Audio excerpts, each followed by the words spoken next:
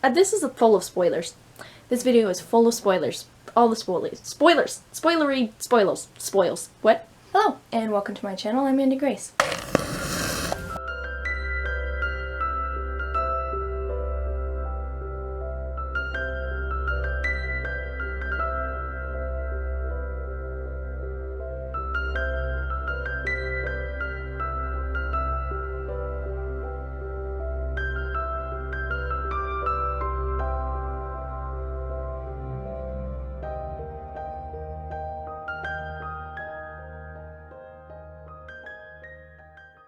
Today's video is a reading vlog, but first a bit of an explanation and an unboxing. So, about a year ago, I first read this little book called The Stolen Kingdom. This beauty right here, loved every second of it. I actually have the reading vlog up on my channel. I loved it. I subsequently bought every book that came out in the series in both paperback and hardcover, because that's just how I was going. I was in love. I have reading vlogs of my first read through The Stolen Kingdom, The Jinn, which is book 2, and The Cursed Hunter, which is book 3. And I have a reading vlog on my channel of when I got the hardcovers and did a read through of the whole series again, but hardcover. I am obsessed with this series. Give you some idea, if I haven't already given you some idea. I am on a no book buying year. I banned myself from buying books for all of 2021 so that I can get through the giant stack of books that I own but have never read. So my TBR in 2021 is entirely my physical stack of books that I've never read. So in order to get through all of them in a timely fashion, I said I'm not buying any more books for an entire year, and I will spend the entire year reading those books. But from the very beginning of my book buying ban, there was always one caveat, and that caveat was The Enchanted Crown, which is the final book in the Stolen Kingdom series, which I knew was coming out in 2021. So I said no books except for this one, which kind of means 2 because I have to buy it in paperback and hardcover to complete both series. Hasheda. But I always knew that I was going to be buying The Enchanted Crown, so it's fine. So if you haven't guessed, the reading vlog is about The Enchanted Crown. Which is, I'm just so excited about this. So that's the explanation, but now the unboxing.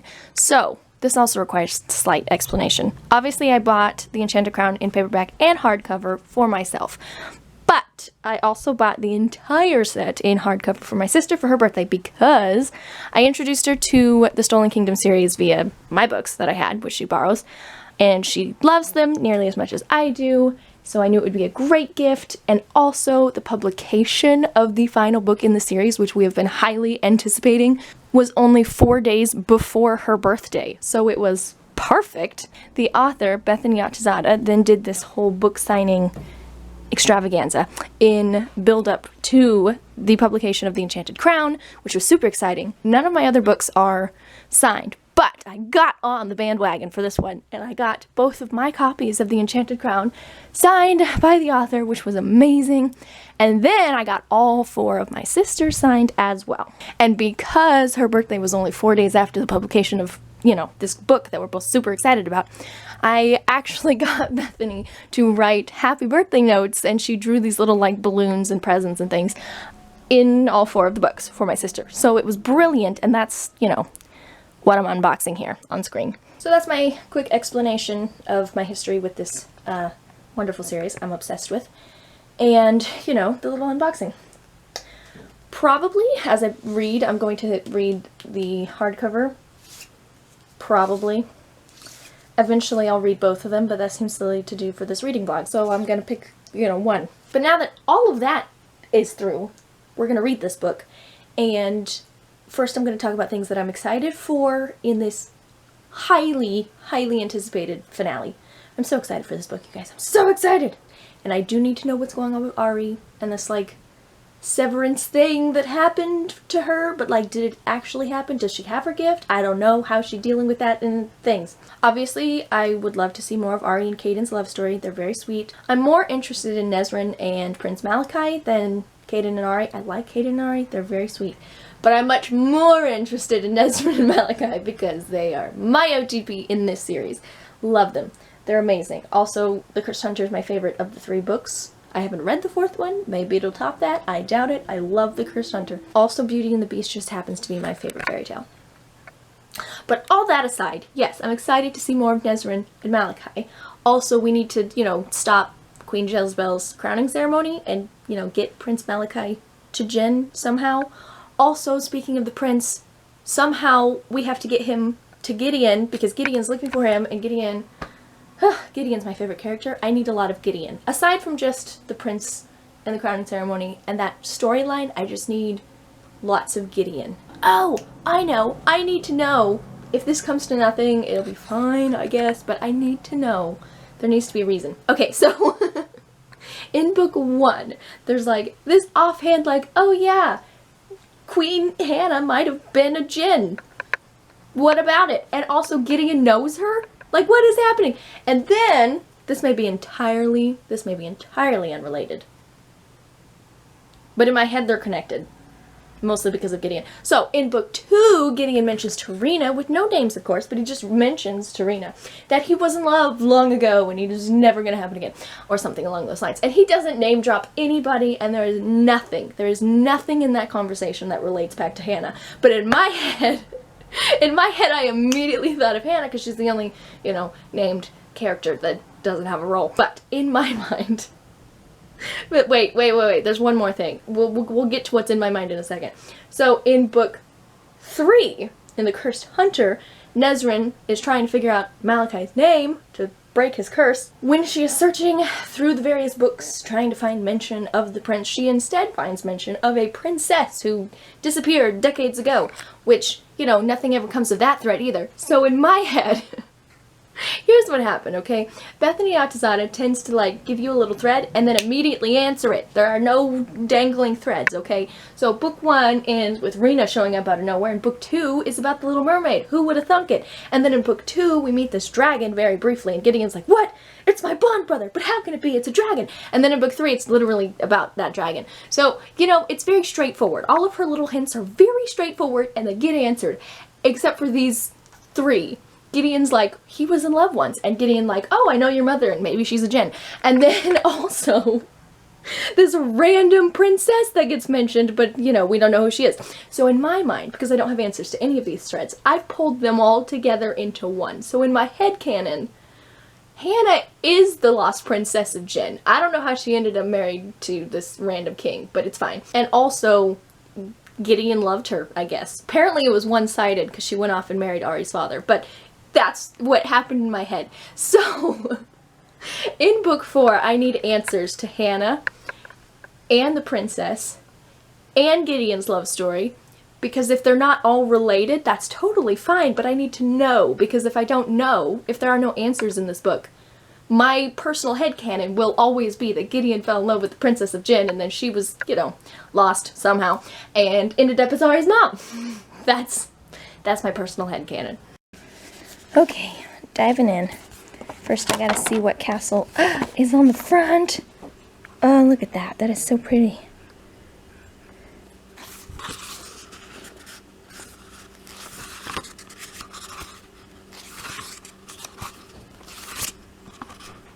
Love maps. Ooh, a library. I have actually read the opening of this book because I am a patron of Bethany Atazadeh, so she shared with her patrons on Patreon this scene. But anyway, we're gonna read it again. Here we go. You guys, it's happened again. He mentions the lost princess and he stares at Arie. Okay, it's Hanna. The lost princess is Hanna.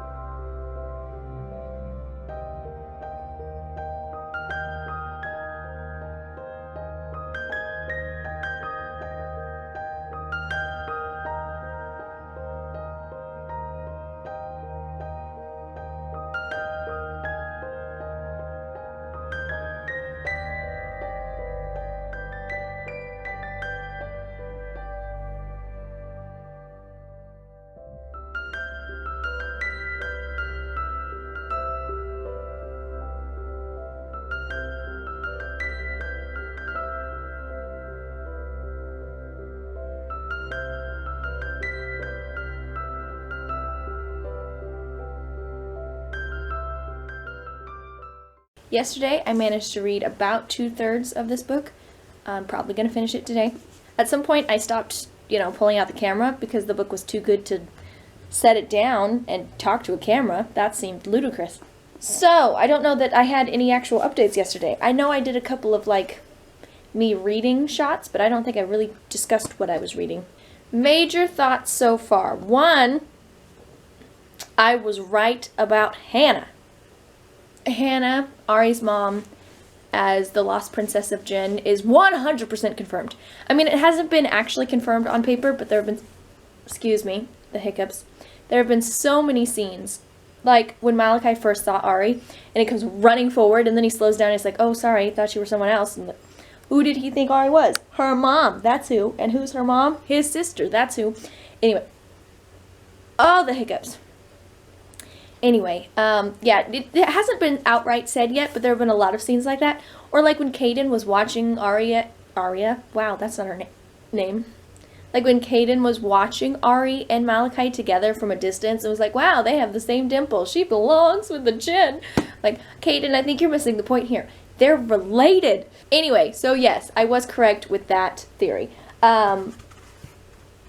My sort of add to that Gideon loved her has not in any way been hinted at, or no, nothing. There's been nothing. But if that's not overtly confirmed or denied in this book, then it will always be my personal headcanon that he loved her. It was probably unrequited because, she ends up with Arie's dad. But unless Bethany tells me otherwise in the remaining pages of this book, I will always believe that Hanna was Gideon's love. What else? What else? I know I stopped for at least one of the scenes and talked to the camera early on that related to Hanna.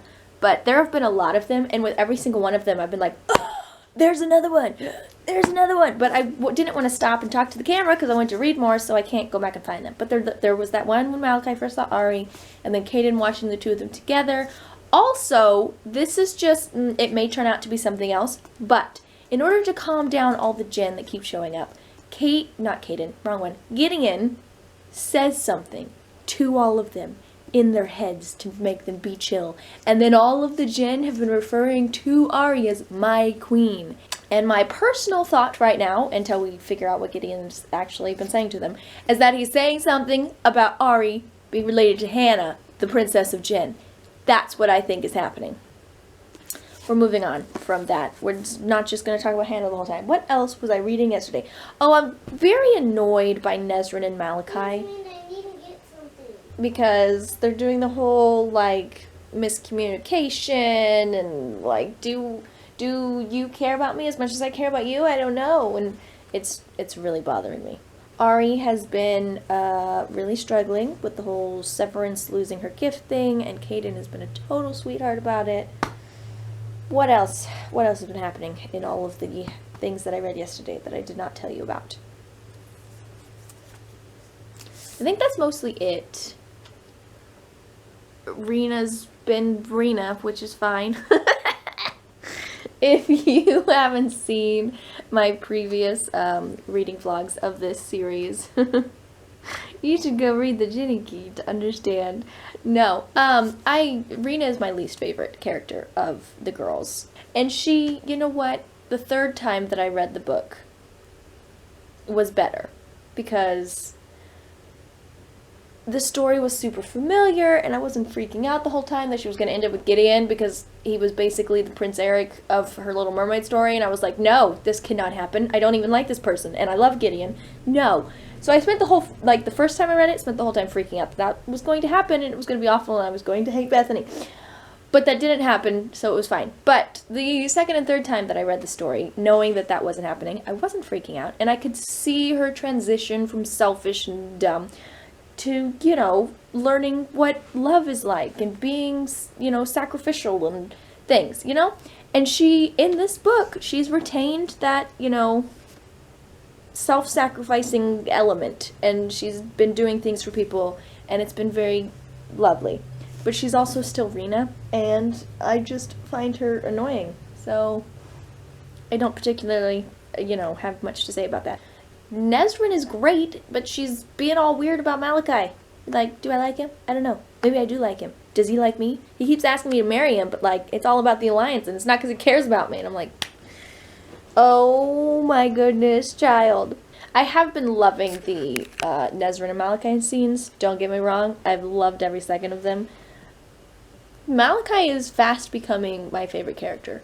I mean, I thought it would be difficult to supplant Gideon, who has been my favorite from day one a year ago. And The Cursed Hunter is my favorite of the 3 books, and I do really love Malachi in that book, but he did not supplant Gideon from The Cursed Hunter.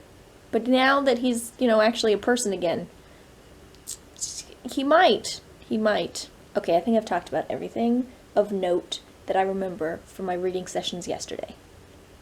And with that being the case, we should get back into it. What I need now is for Nesrin to stop being an idiot and to realize that Malachi loves her and she loves him and it's fine. And I need, let's see, what do I need? I need Arie to be okay. And I need everybody to get together and stop the crowning ceremony and win the day. Oh, that's the other thing I haven't talked about. I've been trying to figure out who's on the cover of the book, because the other hardcover books, the first one, The Stolen Kingdom, is about Arie, and she's on the cover. And the second one is about Rena, and she's on the cover. And the third one's about Nesrin, and she's on the cover. And this does not particularly look like any of those people. Not going to lie. She's too pale to be Arie, in my opinion. She doesn't have red hair, so she can't be Rena. I don't know why it would be Nesrin. That doesn't really make sense to me. Why would she wear the crown? Also, I can't really picture her in this fancy dress and with the hair, like, up. It's again, there's no way it's Nesrin. So, in my mind, it doesn't really seem like any of our 3 ladies, which leads me to question, who is it? And my first thought, when Bethany did the initial cover reveal for this book, my first thought was like, oh, it's Queen Jezebel, but like, why would the villain be on the cover of the book? That doesn't make a lot of sense, especially compared to the first 3, where it's our heroines on each one, and then you get to the last one and it's Queen Jezebel. Why would that be a thing? So, I'm starting to suspect that it's Hanna. I'm also starting to suspect that I just think Hanna's everywhere, okay? I see Hanna in everything. But if it's not Hanna, it would probably have to be Arie, right? It'd have to be Arie. My money's on Hanna. My money's always on Hanna. It's always Hanna. The answer is always Hanna. For a moment, I thought Gideon was going to die, and I was not going to be okay with that, Bethany. But he seems fine now, so. Judging by the description of the dress she's wearing for the coronation, this is definitely Arie.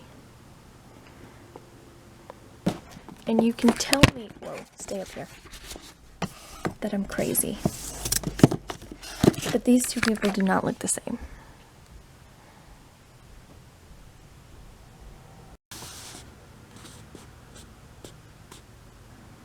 I feel vindicated. This was amazing, but definitely not long enough.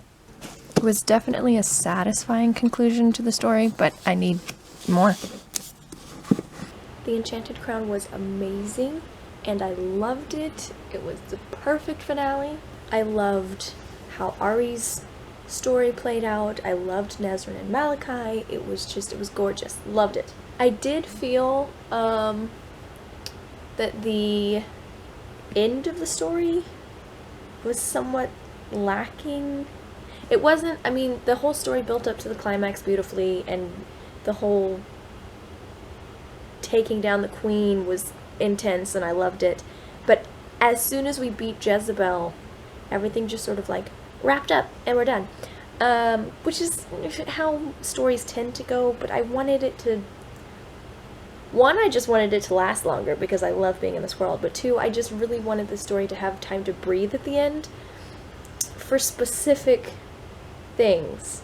Like, Nesrin and Malachi, I felt, did not really get an end to whatever their thing was. Like, they had the proposal right before they went to defeat Jezebel, which is nice, but I felt like there was not a single moment after that dedicated to them, and I felt like there should have been, especially because Malachi just had to defeat his mom, and that's probably emotional, and he needed something and Nesrin would have been there for him. Also, we really did not explore Nesrin's abilities after they all, came back to her with the ring thing. Like, it was just, she got her magical abilities in time to save the day. And then we moved on. Which felt kind of abrupt. Like, we could have dived into that a little bit more. Also, this is just a personal thing because I was so invested in Hanna's story. But, nothing came of that. Like, okay, we're fighting a war in Jinn against the Queen of Jinn and trying to put someone else on the throne of Jinn. And the fact that Arie, our heroine that we have been with from day one in book 1, is actually the granddaughter of the Queen of Jinn. Her mom was the lost princess of Jinn. I feel like this should have some sort of impact on a story about a war for the throne of Jinn. But it did not. It meant nothing. And also, just from Arie's perspective, like, nothing happened after we beat Jezebel. She spent time in her mother's rooms, but there was nothing. And I guess she never actually knew her mom, so there wouldn't be as many personal emotions associated with figuring out who Hanna was. But I felt like there should have been. There should have been something. She should have had some sort of response other than, oh, I'm apparently royalty, even though I already was. But there was nothing. And what I really want now, because I'm insanely curious, is a story about Hanna's life and her relationship with Gideon, whatever that looked like, and all the things. Bethany, I need you to write a short story or an entire novel or something just about Hanna and Gideon. Was Gideon's love unrequited? Like, I assume so, even before my theory was confirmed. I assumed it was unrequited because she became Arie's mom with this other king. But I don't know. There was this weird comment, and I don't have the book on me right this minute to look it up, but there was this comment from one of the Jinn, I think, when Arie was questioning why no one told her when they all knew who her mom was. Why didn't anyone tell me? And someone said that it was her mother's decision. Hers and Gideon's.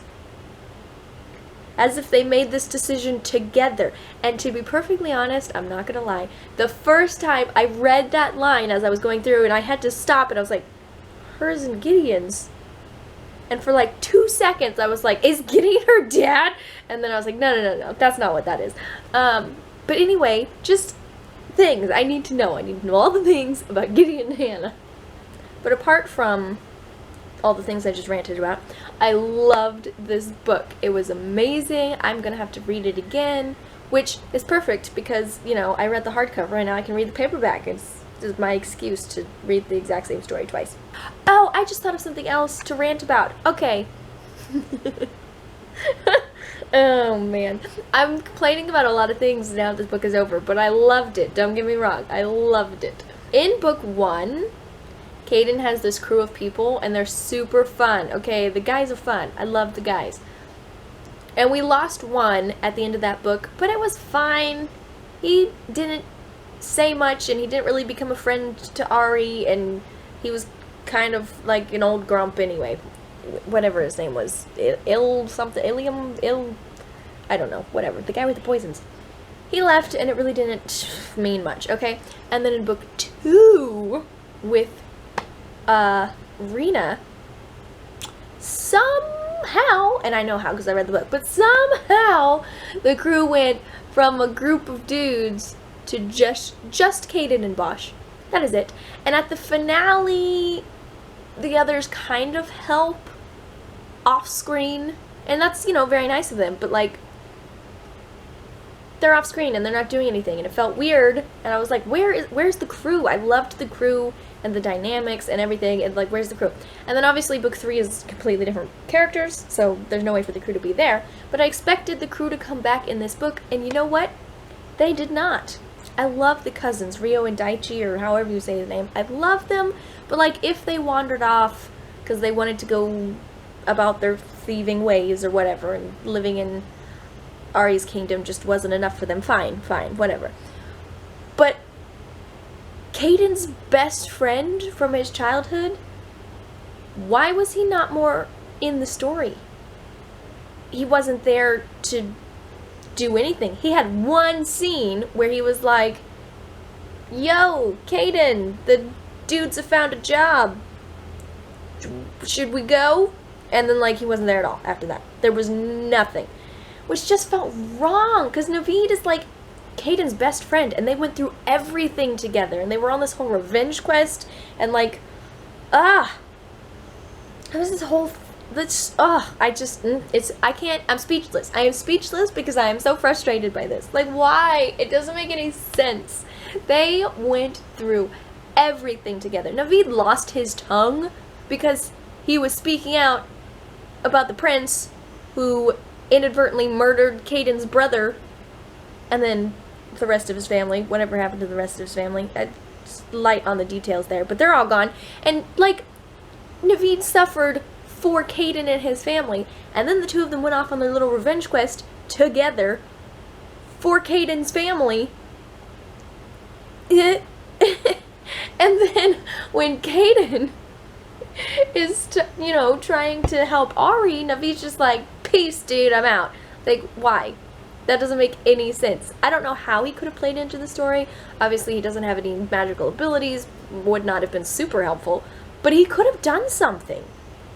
Or he could have just existed and been Caden's friend, especially when Arie was having so much trouble with her depression and her grief and everything, and she was struggling, and Caden was struggling because he couldn't help her, and there could have been some really good, like, bro moments helping Caden through his emotions, but no, there was nothing. It was like he didn't even exist. Like, okay, so we created this crew of people in book 1, and specifically this best friend dynamic, so that we could forget that it was a thing? So, partially, I just missed the crew dynamics, and I wished that Naveed, Daichi, and Rio would have been a part of the finale.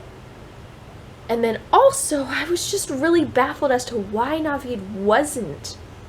Like, character-wise, doesn't really make that much sense for him to just be like, I'm gonna wander off and not care what you're up to, Caden. Anyway, I think I've gotten all of my frustration out, and I just have to say, I loved this book so much, and I'm excited to read it again. And I'll probably start at the beginning and just read all 4 of them again because they're so good. Every time I hit my knee, I shake my camera, but I can't help it. It's so good.